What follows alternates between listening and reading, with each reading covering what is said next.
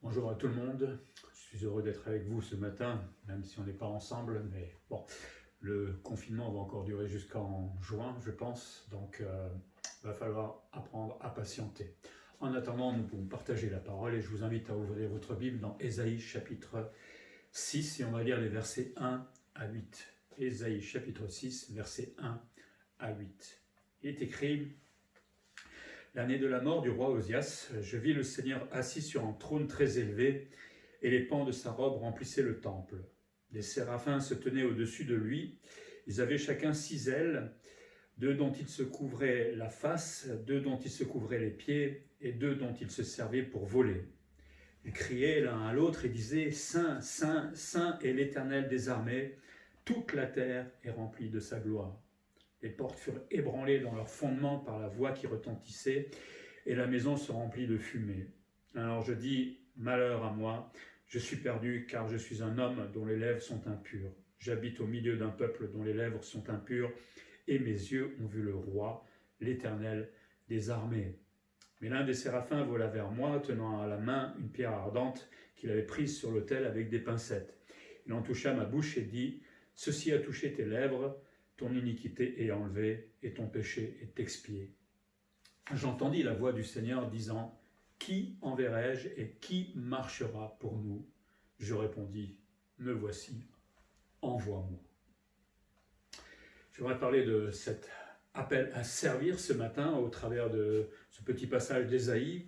De tout temps, Dieu a cherché des serviteurs et des servantes pour le servir, évidemment, mais pour le servir, on doit saisir d'abord qui nous appelle pour le servir. Et puis surtout, et c'est ce qu'on va voir un petit peu au travers d'Ésaïe, c'est la manière que Dieu appelle en fait ses serviteurs. L'appel d'Ésaïe, lui, est un exemple pour moi, en tout cas, pour nous encourager, nous, dans notre appel à servir ou dans un futur service, peut-être au-delà de l'Église, mais c'est vraiment un encouragement et on va voir cela ce matin.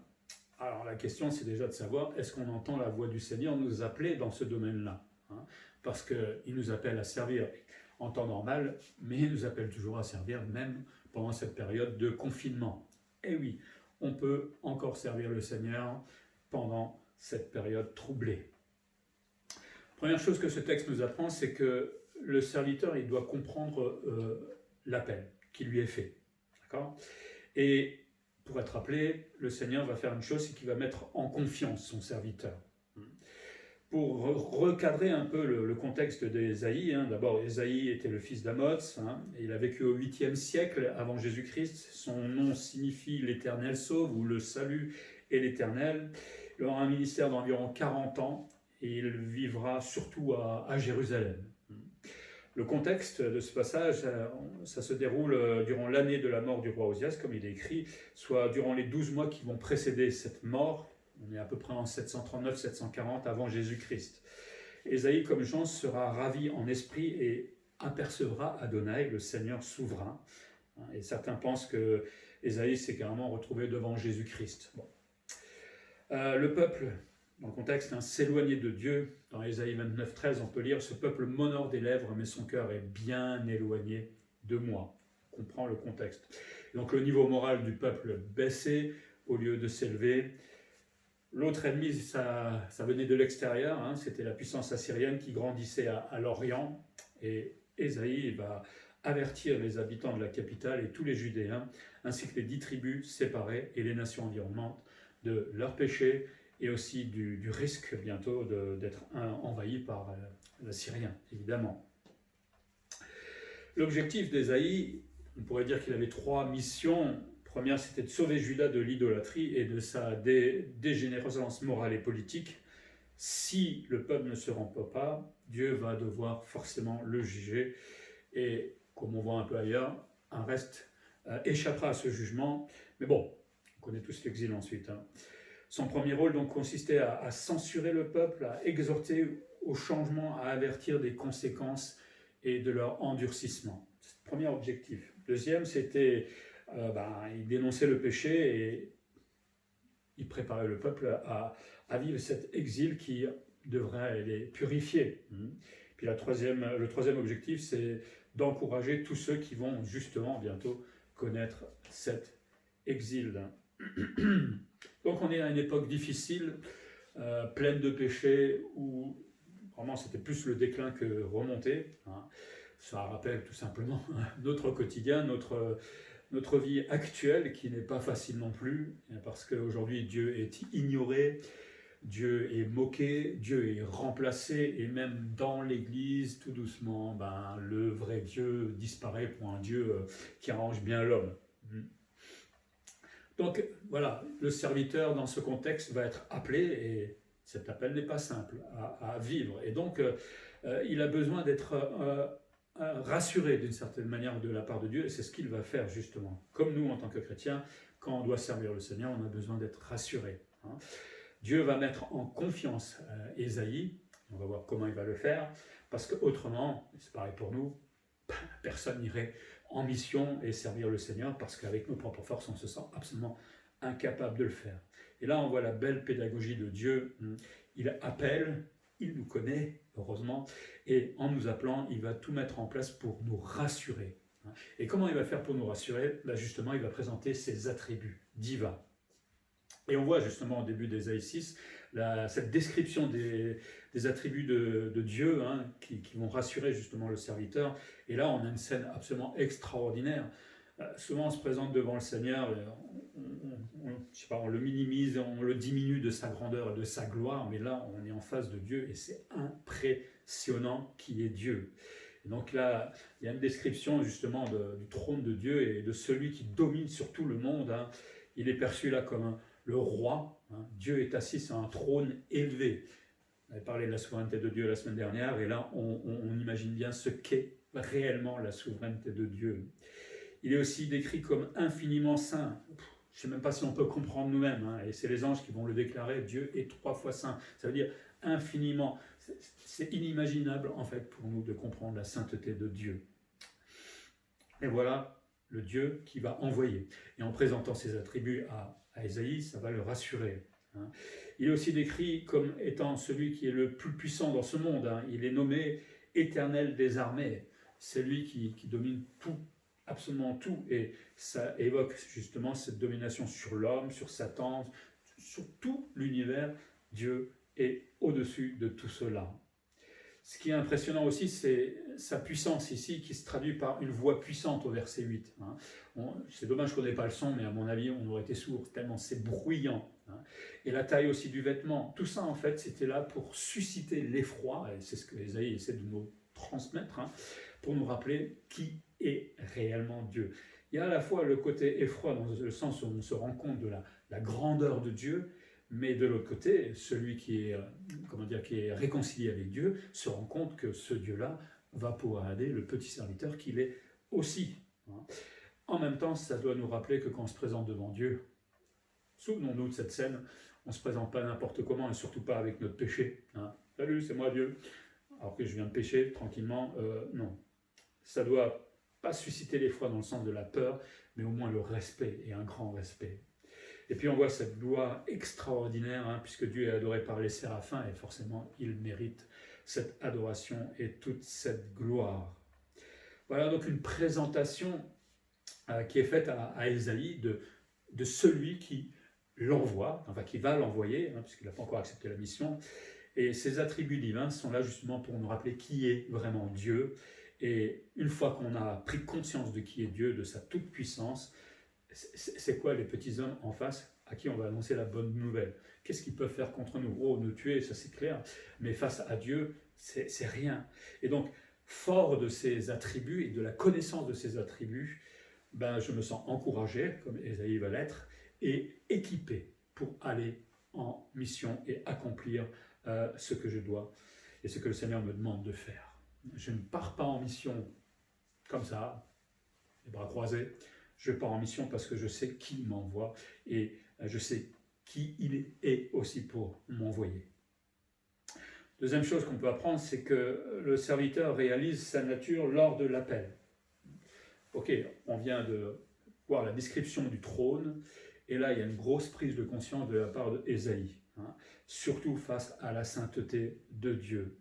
Ésaïe connaît maintenant la personne de Dieu, vous le connaissez certainement, mais le fait d'être en face, j'ai envie de dire, des attributs de Dieu et surtout de cette sainteté immense, ben forcément ça va avoir une influence sur sa vie, hein, et sur notre vie normalement aussi.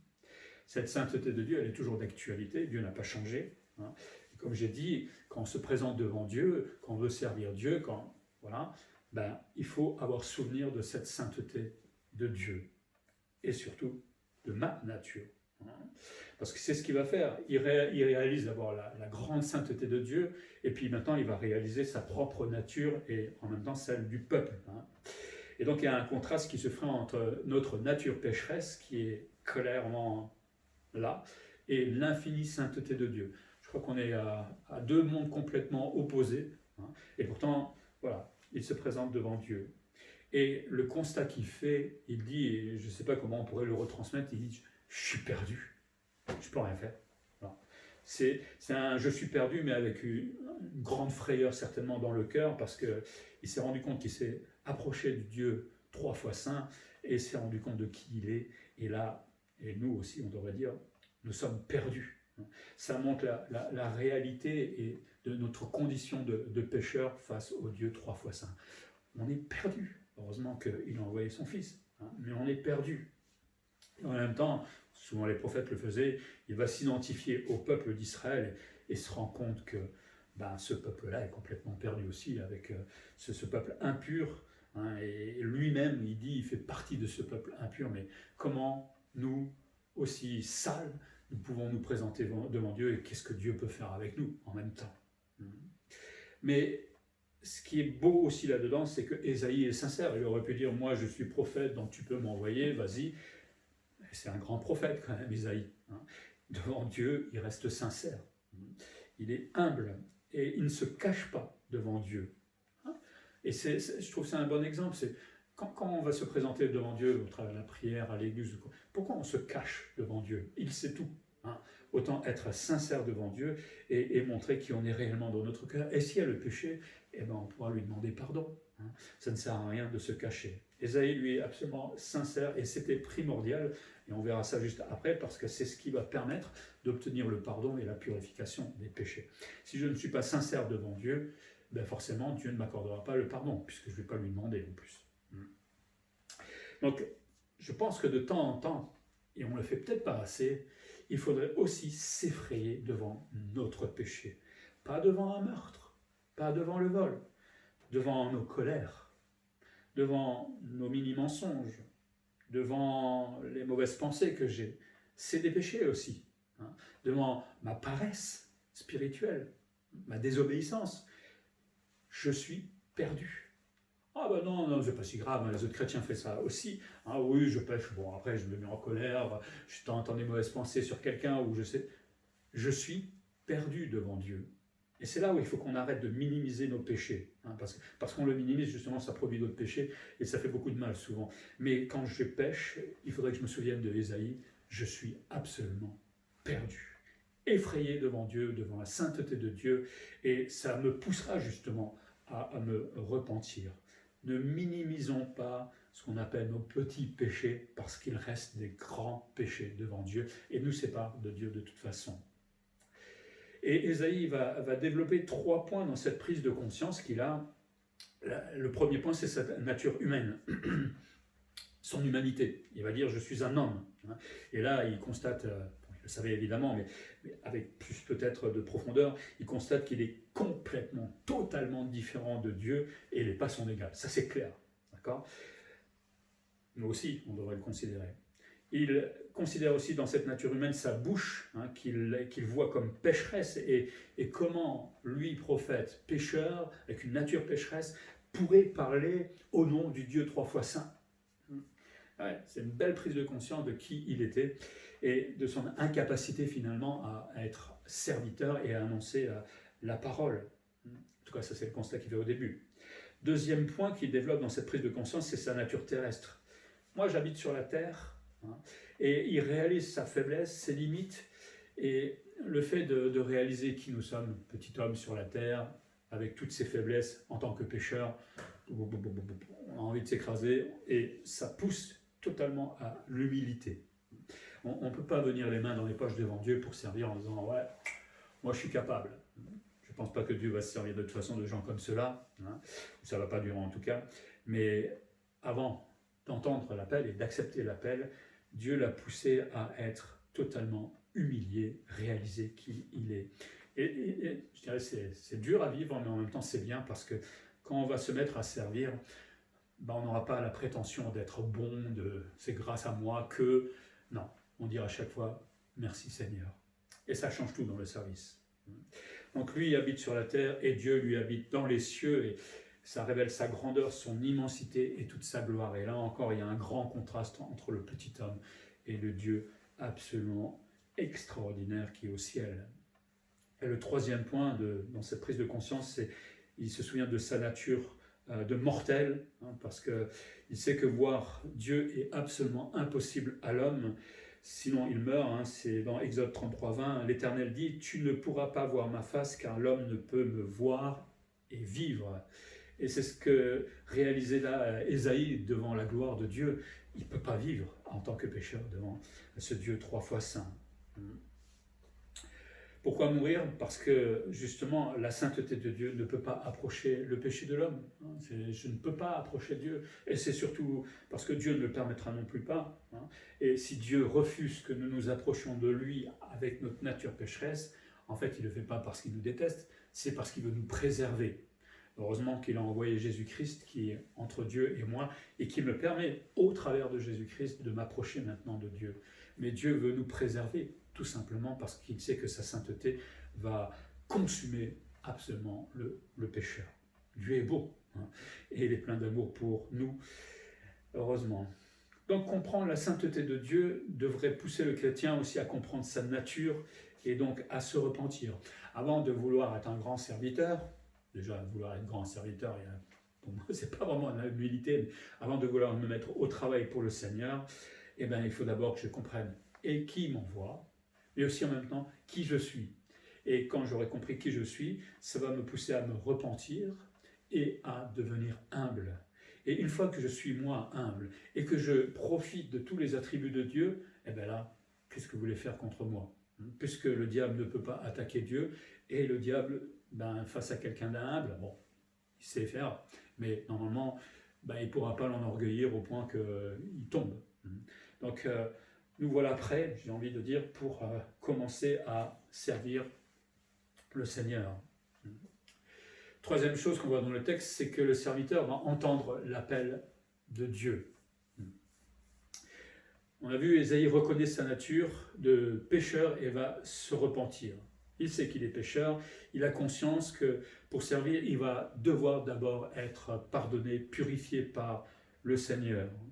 Et Dieu agrée justement sa repentance. Et c'est là où autant Dieu est juge et terrible contre notre péché, mais quand on le reconnaît, alors là, on voit tout l'amour de Dieu pour nous. Et il ne laisse pas le pécheur qui se reconnaît comme tel dans son péché. Et ça, c'est formidable. Quand je ne veux pas reconnaître le péché devant Dieu, Dieu est en colère contre moi. C'est sévère. Quand je reconnais mon péché, il déverse tout son amour pour moi. C'est merveilleux. Et donc il va envoyer ces séraphins, les brûlants comme on les appelle dans le mot hébreu, qui semblent être les gardiens du trône de Dieu et des agents purificateurs. On les retrouve que ici dans Ésaïe. Pourquoi Ésaïe met l'accent sur sa bouche? On l'a un peu dit tout à l'heure, parce qu'il sait que ses lèvres vont être les instruments qui vont être employés par Dieu pour transmettre le message au peuple d'Israël. Donc il avait besoin que cette bouche soit purifiée. Évidemment, au fond, c'est le cœur qui a besoin d'être purifié. Il voit que ses lèvres sont impures et le péché est donc, pour lui en tout cas, je pense pour nous aussi, mais il sait que le péché est incapable de porter correctement le message saint de Dieu. Si je ne suis pas purifié dans mon cœur, je vais altérer le message, je vais l'arranger à ma manière aussi. Donc lui, il a vraiment cette prise de conscience qu'il a besoin que sa bouche, qui va servir justement, doit d'abord être absolument purifiée par Dieu. Et lui qui va être le porte-parole, il doit être un exemple. Il doit être un exemple de sainteté pour porter le message du Dieu 3 fois saint. On n'est pas en train de parler d'une perfection, on est bien d'accord, parce que personne ne peut rester saint. tout le temps, mais peut-être avant de mettre au travail pour Dieu, avant d'annoncer peut-être la bonne nouvelle, ben, souvenons-nous que notre bouche a besoin d'être purifiée, tout simplement. Ésaïe bénéficie donc de cette grâce purificatrice de Dieu, et là il y a cette pierre ardente qui va toucher la bouche d'Ésaïe. Cette pierre ardente, c'est un charbon incandescent qui est pris sur l'autel. L'autel, c'était le lieu où on répandait le sang de la victime expiatoire pour les péchés, à l'époque du tabernacle et du temple. Et le sang, évidemment, c'est le symbole d'une vie qui était sacrifiée pour sauver une autre. Dans Lévitique 17:11, il est écrit « Car l'âme de la chair est dans le sang, je vous l'ai donné sur l'autel, afin qu'il servît d'expiation pour vos âmes, car c'est par l'âme que le sang fait l'expiation. » Donc cette pierre ardente, évidemment, symbolise Jésus-Christ. Christ a offert sa vie et on sait qu'il a été cette victime expiatoire qui est mort sur la croix pour pardonner tous nos péchés. Et la Bible nous dit que seul son sang efface tous les péchés. Le sacrifice autrefois couvrait le péché, mais quand Jésus s'est offert en sacrifice parfait et en tant que souverain sacrificateur, lui a permis que cette fois le péché puisse être totalement purifié, disparaître complètement. Et si on se répand vraiment, comme Ésaïe est en train de le faire, 1 Jean 1,7 nous rappelle que « Mais si nous marchons dans la lumière, comme il est lui-même dans la lumière, nous sommes mutuellement en communion, et le sang de Jésus, son Fils, nous purifie de tout péché. » Il y a donc un double objectif là, que ton iniquité est enlevée, l'homme est débarrassé du pouvoir et de l'esclavage du péché, et en même temps ton péché est expié, c'est à cause du sacrifice de Jésus, et en fait plus personne ne peut le rappeler ce péché puisqu'il est jeté au fond de la mer. Et voilà d'une certaine manière Ésaïe maintenant qui est prêt à se mettre, déjà à entendre l'appel, mais aussi à se mettre à servir. Avant de vouloir se mettre au travail pour Dieu, il faut avoir conscience de notre faiblesse. Prendre vraiment le temps de s'examiner et surtout de ne pas croire qu'on est fort, parce que personne n'est fort. Même Paul ne se sentait pas fort, et pourtant, quel apôtre. Mais avoir conscience de notre faiblesse et avoir conscience que nous avons besoin d'être purifiés avant de faire quoi que ce soit pour Dieu.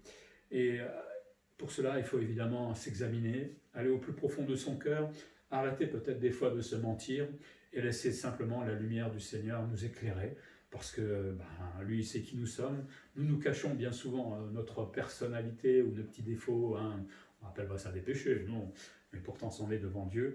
Non, c'est bien de temps en temps d'avoir cette lumière, comme j'ai dit, de Dieu sur notre cœur et de lui demander tout simplement, vas-y, dis-moi qu'est-ce qu'il faut que je change dans ma vie, pourquoi je dois demander pardon.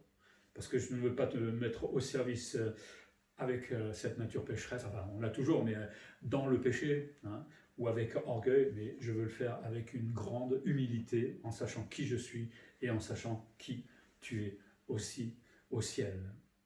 Et c'est seulement à ce moment-là qu'on commence à être prêt pour servir. Quatrième chose, le serviteur obéit à l'appel. Dieu va poser une question, et cette question, à ce moment-là, je pense qu'elle était universelle, mais il y a Ésaïe qui était tout proche, mais Dieu s'adresse à tout le monde en disant « Qui enverrai-je ? Qui va être mon serviteur pour travailler pour moi ?» Et Ésaïe dit d'abord « J'entendis ». Ça veut dire qu'il était à l'écoute, en fait, du Seigneur. Il n'a pas encore répondu « oui », mais il était à l'écoute.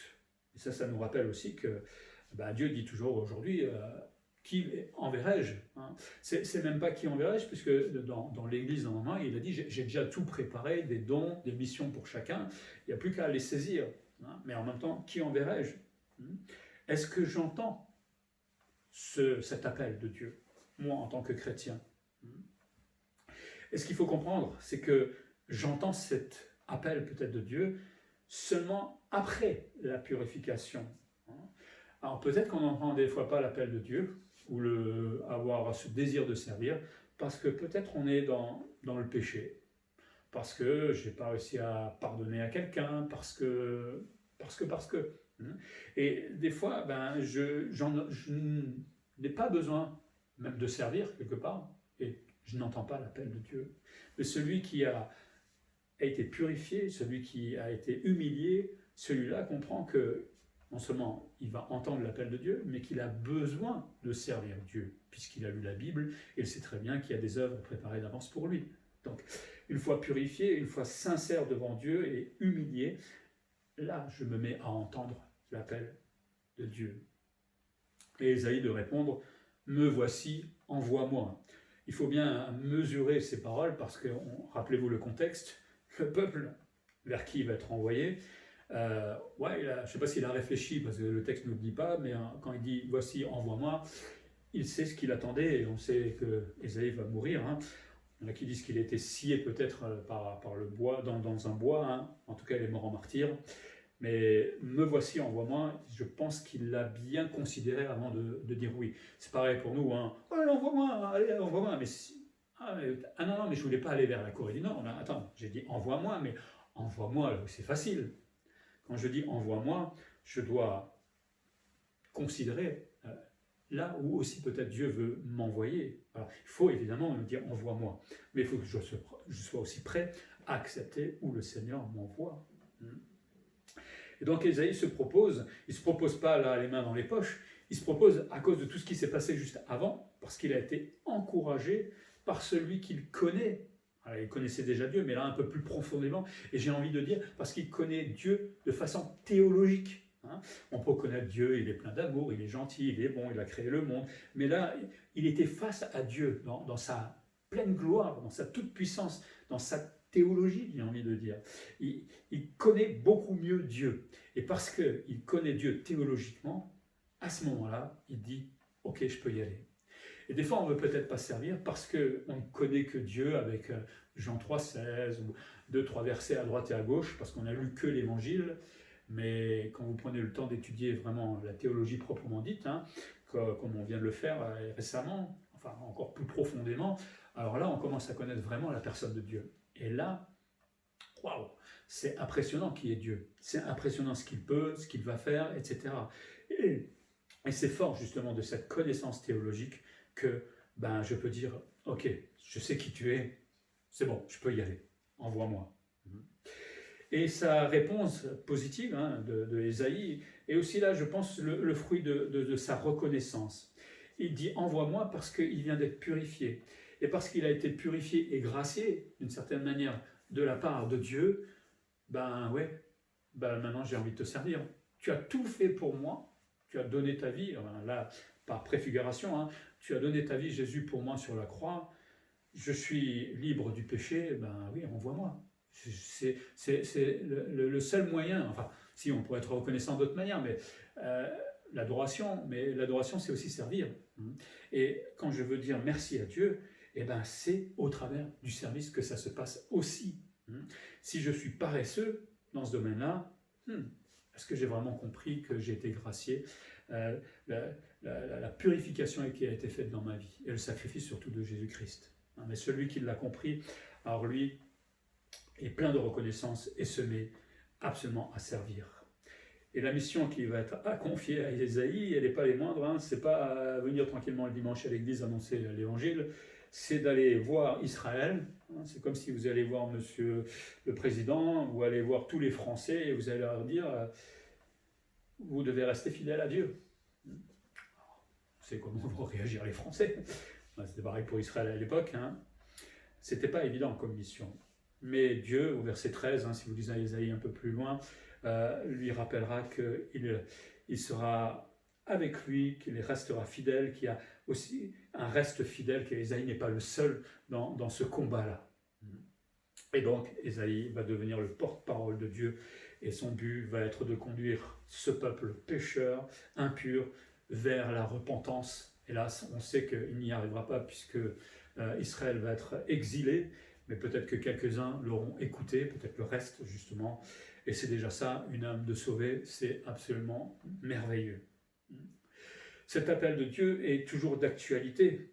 Le « j'entendis » et le « qui enverrai-je » s'adresse toujours à tous les chrétiens.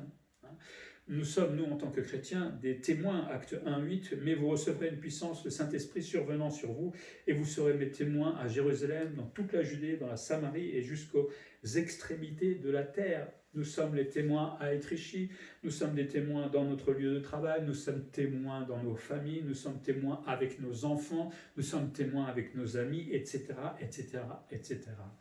Qui enverrai-je? Ben moi, justement. Et là où tu m'as placé, c'est là où je dois te servir, Seigneur. La Bible nous rappelle que nous sommes ambassadeurs dans 2 Corinthiens 5,20. Nous faisons donc les fonctions d'ambassadeurs pour Christ, comme si Dieu exhortait par nous. Nous vous en supplions au nom de Christ, soyez réconciliés avec Dieu. Le chrétien, serviteur, est appelé à représenter Jésus-Christ et à aller là où il se trouve, annoncer cette possible réconciliation avec Dieu. On a du boulot, on a du travail pour le Seigneur. Est-ce que moi j'entends cette responsabilité dans cet appel qui est fait aux chrétiens? Parce que Jésus nous rappelle que la moisson est grande, mais il dit aussi qu'il y a peu d'ouvriers. Il n'y a pas beaucoup de gens qui ont vraiment compris l'appel de Dieu et la mise en pratique du don, du service que le Seigneur veut faire avec eux. Est-ce que nous vivons une vie de sainteté? Pas de perfection, parce que personne n'est parfait, mais est-ce qu'on veut vraiment vivre au maximum dans cette vie de sainteté pour entendre justement l'appel de Dieu, où nous préférons vivre dans l'amertume, dans le manque de pardon, dans le péché même carrément, flagrant, et forcément là, l'appel de Dieu, ça ne me parle pas. C'est pour ça peut-être que des fois je ne me mets pas au travail. Et c'est pour ça qu'il faut prendre le temps de se regarder au fond et de faire une analyse de notre cœur et de laisser Dieu nous purifier. Et là, peut-être, j'entendrai enfin l'appel de Dieu.